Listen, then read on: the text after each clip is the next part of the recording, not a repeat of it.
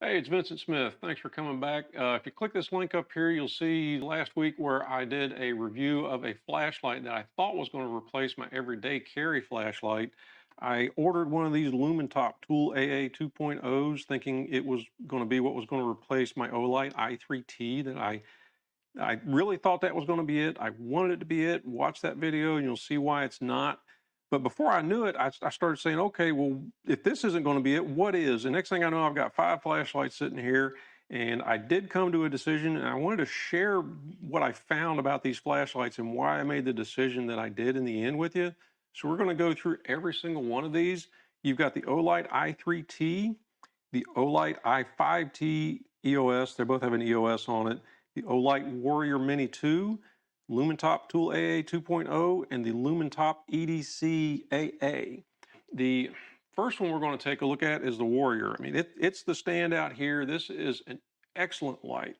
I love this light. The hotspot to fill ratio, now I had to learn what this is. This is the hotspot, and then the spill is this area around it where you still get some light. You can see there a little bit. And I didn't even know how important that was to me until I started looking at these lights and discovered that that's actually a very high criteria item for me. This one has an excellent hotspot to fill ratio for my taste. Doesn't mean it's going to suit your taste. The overall feel, this has a perfect feel in your hand. It doesn't have a perfect feel for me in my front pocket, which is where I carry my EDC light. It's just too big. It's going to make people think you're really happy to see them, if you know what I mean. One other criteria I had for my EDC light is a tail switch. I want it to have a tail switch so you can grab it with your left hand and you know what's in the other right hand there, and you want to be able to turn that light on and off. Didn't really like the tail switch on this light. This light has a metal tail switch. For me, the feel itself is a little bit difficult to actually actuate that. It doesn't stick out prominently from the tail of the light. Don't dislike it necessarily, but it's your finger doesn't naturally turn that on as soon as you grab it. You can see there I'm kind of pushing on it and the light's not coming on until I take the tip of my thumb and push it in there. Would like to see an improvement from Olight on that one. The one reason that has a metal tail switch there is because this has a rechargeable battery in it. It's the only way you can buy it. It has an 18650 battery, and that's the charger. The charger has a magnet in it, sticks on there like a lot of Olight's products. Don't dislike that in itself, except that one problem that creates is that if you short that out in your pocket, if it gets against your car keys, your knife, or a paper clip or anything in there, it actually says in the instructions that came with this light that it will drain the battery. Doesn't necessarily mean the battery's going to catch on fire or something like that, but it's going to drain your battery touching something metal in there. And I put a meter on this, and it does carry a voltage across those two terminals. So for those reasons, this is never going to be a front pocket carry flashlight for me. The knurling on this light is excellent. It feels good in the hand, has an excellent grip. One thing I don't like about this light is this funny little lanyard clip on there. And I know some people might need that. They might want to hang this on something. But for me, for my use, that thing's just going to come right off of there if I can figure out how to get it off. Oh, there it goes. Just shot it across the garage. Don't need that. Other aspect of this is the threads, the actual workmanship.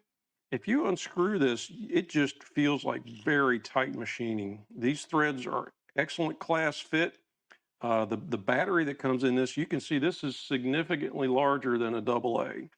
So that, think about it like a gas tank. That thing has it eclipses the runtime of all these other lights. Keeping true to form, I wanted a AA front pocket carry flashlight, and this isn't it. The modes of this light, this has several modes on the tail cap, and I think you can reprogram this stuff, but I just haven't learned enough about it. But you have what I would call a medium and a turbo, and you can see the turbo is just blinding the camera here. But it also has a switch up here on the front that you can cycle through several different modes. I think it has 5 in total. And let's take a second here to look at the data for this flashlight, and you can see that this light is currently selling for $89 on Amazon. It is a focused beam light, which means it has a hotspot. The maximum beam distance is 722 feet. Again, this light just eclipses the specs of the other lights. Its IP rating is IPX8. The X in that IP is the rating. The X8 or the 68 is the data or the test results for the rating. The third digit there, which is the X or the 6 in this, is the dust intrusion protection. When they put an X there, it just means that the company didn't pay for it to be tested. I don't think this light needs to be tested for dust intrusion. It's O-ring sealed, it's tight. Don't blame them for not paying for it. The 8 means it can be submerged underwater up to at least a meter, and some of these go for deeper than a meter. Look on their website for the exact specs for how deep they're rated, but really the difference between 1 and 3 meters isn't that much when you fall in. The outputs here, you can see that with the tail switch operation, if you turn this on turbo, you get 1750 lumens for 4 minutes, and then 500 lumens for 206 minutes, and 200 lumens for 40 minutes. Excellent runtime. And these are the other outputs of the light. It also does have a strobe mode, which I really liked. So it hits a lot of my criteria, except it won't fit in my pocket, doesn't take an AA battery. So for that reason, I'm not going to return this light. I'm actually going to put it in my truck bag. I have a bag in the truck. Everybody's got bags in their truck these days. I don't call my bag a get-home bag or an inch or a bob or anything like that. My bag's a 3-day bag. Some people call them a go bag. That's where that light's going to go. I'm going to have a video in the future where I show you what's in my bag. Keep an eye out for it. If it's posted, there'll be a link right up there.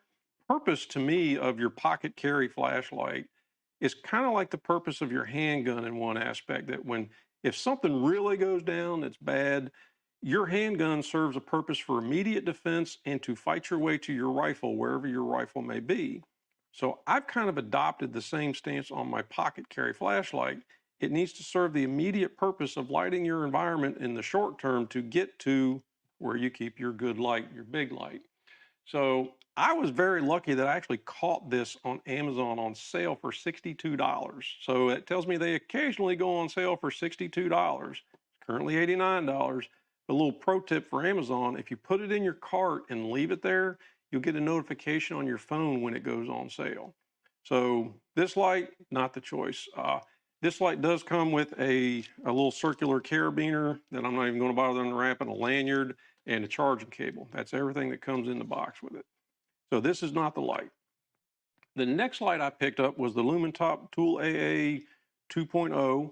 I really liked this light, except that it had some issues when I first got it out of the box. It has 3 lumen ratings there, you can see. And if you use the rechargeable battery, which right now I have an in-a-loop in here, and all these tests you're going to see are run with in-a-loops. These lights have an option that you can purchase for a little bit more money. Now, for this light, it comes for $18 without a battery, but for $26, they will include a 14500 battery in there. A 14500 battery is a 3.7 volt battery that is roughly AA sized. It'll work in this light, gives you higher luminances, gives you shorter run times. It also, one reason I did not like this light is that when you can see right now, the tail cap on this light is not lit, right? But if I take this in a loop out of here, and if I put this 14500 in it, put the cap back on, well, look what happens when you put that in there. Look at the tail cap. It has a light in it, and it never goes off. So that, not the greatest idea, in my opinion, to have an indicator that your battery is good, because eventually that's going to just drain the battery. So that was one reason I didn't like it. There's more details in the other video that I have posted on this one. I'm not going to spend a lot of time talking about this light. I really wanted it to be the choice, but it also had a malfunction straight out of the box. If you turned it onto the strobe mode with the 14500 battery, it just shut off immediately, and the only way you could get it back on was to remove the battery and reinstall it. So can't rely on it. It also has what I would call kind of a cheap feel to it. The threads don't have a good class fit. It's very light when you remove the battery from it, almost to the point where I feel like the body is too thin, and I would call that detrimental. The hotspot to fill ratio, it's a little, you can see the hotspot on this light is, let me get it on a lower setting. It's a little blurry on the edges. It's not as focused as I prefer. Keep in mind, that's my preferences. Doesn't mean it's not going to work right for you. The switch has a decent feel, has a nice click to it, has a nice rubber cap on there. The one thing I really did like about this light is that the switch is shrouded. It has some tabs there to sort of protect it from getting whacked in your pocket and turned on, which I really preferred that. But the knurling on this light is lackluster. You can see it's more decorative than functional. It just really, you can feel it as a texture on your fingertip, but it does not add much, if any, additional grip to this light's body. So this light is going to be a no-go. Lumintop does make a version of this light. You can find it on Amazon if you look hard enough. I'll put a link down below to both of them. They have a version of this light that does not have the LED in the tail switch. So if you feel like this is the light for you and that light in the tail switch is the only reason you're shying away from it, you can get one without it. In the box with this, it also comes with a magnetic tail cap. So you can replace the switch tail cap with a non-switch tail cap. Now there's no switch on this tail cap now, but it is a magnet. You can see it'll actually pick up some of these other lights. The disadvantage to me for that is, remember that one of my requirements for my everyday carry light is a tail switch. This doesn't have a tail switch anymore. You have to screw the head to turn it on and off. So for that reason, still a no-go for me. Both of these Lumintops though come with this, what I call a lantern cap, that sort of turns this into like a camping lantern sort of thing in your tent. Glows in the dark when you take the light off of it. They also have a little ring back in here behind the lens that glows in the dark after it's been exposed to some light. I don't know if you can actually see that on this. Let me turn it on. Get it a little charged up. When you turn it off, you can see that ring back in there. It's just glowing just a little bit, sort of like the cap does after a little bit of charge. You can see it there glowing just a little bit. Some nice functions, some nice options that come with that light. Might be the light for you, not the light for me. Also comes with a lanyard and 2 spare O-rings. I really did like the Lumintops. Both included 2 spare O-rings with their lights. It would be a good example to set for Olight to include that with theirs also. Still can't choose that to rely on. So then I did a little more searching on Amazon, and I found their Lumintop EDC AA, and I thought, whoa, this one hits a lot of the marks. It doesn't have the shroud around the tail cap. I did like the format, the function. The knurling I thought the knurling was a little more aggressive, but it just isn't. This light was selling for $24 with the 14500 battery, rechargeable battery, or $15 without. So I thought, okay, $15, that's not too bad. But then when I got it and I turned it on, look at that, there is no hotspot. Didn't even know how important that was to me until I discovered these lights. And this is what's called a floodlight in, flashlight people terminology. See, there's just no focused beam to this.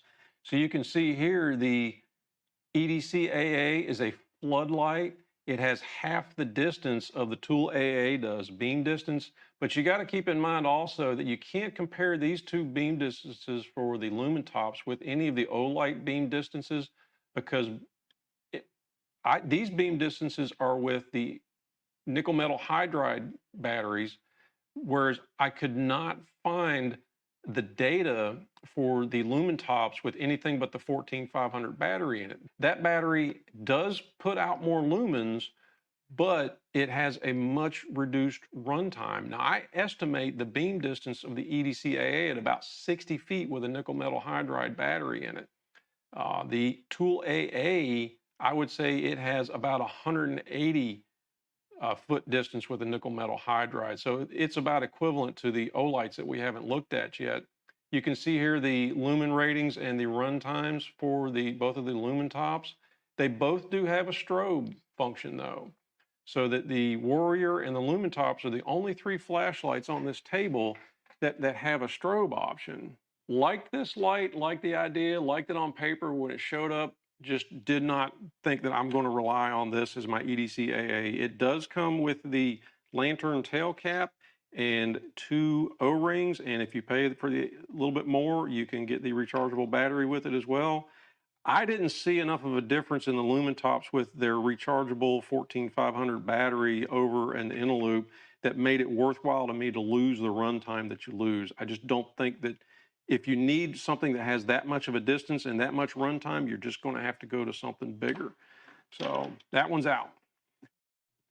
So the next light I looked at, thinking, well, I already carry the i3T EOS from Olight. Let's give the i5T EOS from Olight a shot. At first, I thought, well, maybe that was the solution I should have started with. Honestly, the blue clip on this thing was really what was holding me back. The clips on the Olights are amazingly better than the Lumintop clips. The Lumintop clips, they just have lackluster feel. They feel thin and cheap. I would not rely on this to not lose this light. The Olight clips are substantially thicker. They will not let go. Very much recommend the clips. The one thing I cannot get past on the Olight though, and I didn't like this on the i3T either, is the knurling. They don't have any. They've got this spiral, almost a thread cut in there. Didn't really like that from the get-go. Didn't like it on the i3T much either, but it was a sacrifice that I gave. The i5T has a bit of a fuzzier hotspot to fill ratio or hotspot to spill ratio here, even than the i3T. The i3T has a bit more defined hotspot. But notice when I turn this thing on to the higher setting, watch, see how it ramps up? It doesn't just come on. The low and then to the high ramps up to its maximum brightness. And I just can't get past that. I can't really tell you why, but I just don't like it. When I click that button, I want it to come on. But the construction, excellent construction. The tail cap feels like it's made out of solid copper or brass. It looks copper, which the body is aluminum, which means they're going to thread together nicely. Because when you have aluminum to aluminum threads or stainless steel to stainless steel threads, you get what's called galling. If you ever unthread something that's aluminum to aluminum and you hear a kind of a chirp sound, that's a precursor to galling. And galling is basically when the threads tear themselves up. So that the Olights are very well constructed. The modes on this, it has two modes, just like the i3T has low and high. The high will ramp down over time. You can see here on the spreadsheet I've got for you, the Olight i5T on high will ramp from 300 to 150 to 30 lumens over 3, 25, and 122 minutes, while the low setting just stays at 15 lumens all the time. So that wasn't a real fan of that either. I understand it though. They need to do that to deal with the heat. You know, they don't want these things to overheat. Heat's the biggest enemy of these technological items and lights and things. What could Olight improve about this light? Just have the thing turn on when you click it to high, and I would like to see a little more defined hotspot on it, just a little bit more. That's again a personal preference. You could also put some of these tabs on the back of the tail cap here to protect the switch from accidentally activating it in your pocket. That would be a big plus. Now, if you're a big fan of having a rechargeable light, Olight just released a version of this called the i5R EOS that it comes with a rechargeable battery, but it's not a generic 14500 battery from what I can tell on their website. When you read their website about the i5R, it certainly looks like it's a proprietary battery.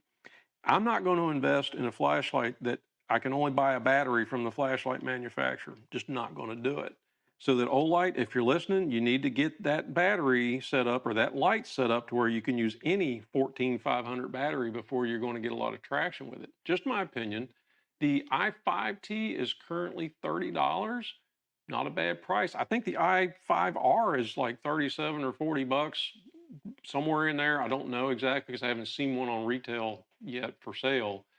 So I did not choose that light in the end. So what did I do? Well, in the end, I just decided to keep my i3T from Olight. This light has served me well. This has been in my pocket for pushing a couple years now. My daughter bought me this for Christmas in 2019, and it's been in my pocket with my keys and sometimes my pocket knife ever since. And you can see here, it's held up pretty well. I mean, some of the anodizing or the paint has worn off on the tips and the corners, but it's held up very well. The construction of this light is very similar to the i5T. It has what looks like a brass tail cap switch, whereas the other one looked copper. The i5T looked to be copper. Has O-ring sealed, has a very nice feel to the switch, has a very good resistance, just the right amount of resistance to be willing to put it in your pocket with other items and not worry about it getting turned on. If it was much lighter than that, I would say there's a chance you're going to drain your battery just from sitting down on it. The clip is just as robust as the i5T or the Warrior. It is a little smaller, so it's not as strong, but it doesn't need to be as strong because the mass of the light itself isn't as high. Really like this light. It fits my hand just as well as the Warrior.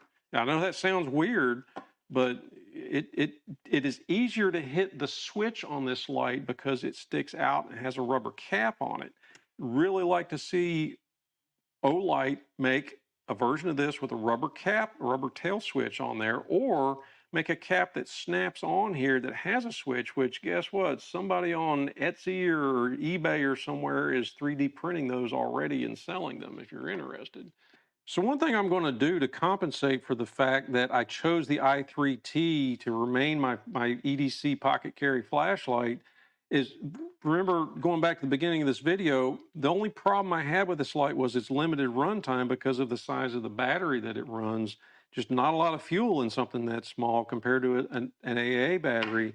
So what I'm going to do is I'm going to keep a few of these batteries charged up and maybe in my office or in my truck as spares just for when this thing runs out, because this thing only has like a 20-some minute runtime on high, and that's just not a lot of time.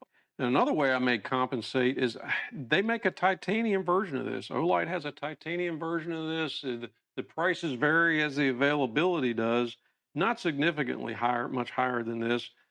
Can't even really say why I'd want to carry a titanium light because honestly, this aluminum light has held up very well. And this has like 20 months in my pocket and it's still functioning fine. There's no cuts or rips in the rubber cover over the switch. This light is currently $20 on Amazon. There's links to all these things below. There's links to the batteries that I use as well. I use in-a-loop batteries. If you're probably wondering right now, why has that guy got so many of these batteries? Well, I also happen to be a professional photographer. I haven't done a lot of that in the last couple of years since what I went through at work, and then with COVID, not a lot of people having weddings.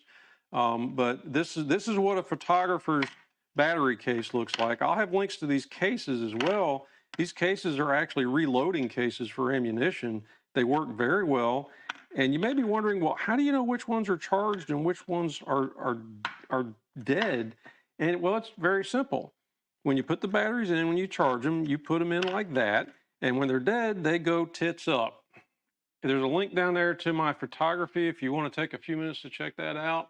I do appreciate you watching. I'm humbled by the fact that you respect my opinions. And if you don't respect my opinions, I'd like to hear from you in the comments down below. Always open to what other people think and other people's analysis of some of these things. So I'm going to be doing more of these EDC type videos. The next video you're going to see from me is what a lot of people call pocket dump. I'll also be giving you a review and a loadout of my 3-day bag that I keep in my truck. So make sure you subscribe down below if you want to see those, and I thank you for watching.